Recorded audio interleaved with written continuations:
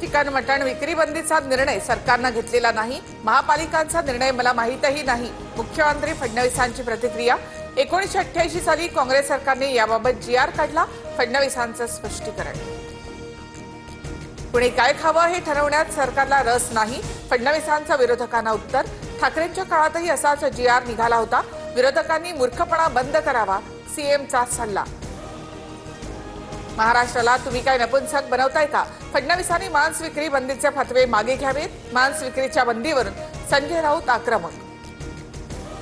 गोंदियाला ध्वजारोहण करणं मला शक्य नसल्यामुळे लोढाना तिकडे पाठवलं। मंत्री छगन भुजबळ यांनी नाराजीच्या चर्चा फेटाळल्या।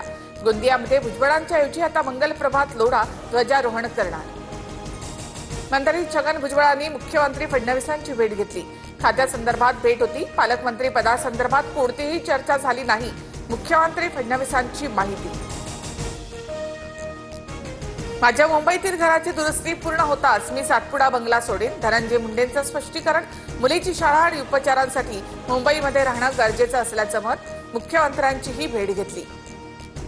धनंजय मुंडे सातपुडा बंगला सोडत नसतील तर त्यांना सामानासकट बाहेर काढायला हवं।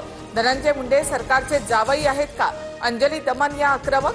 तर सरकारला कोर्टात खेचण्याचाही इशारा।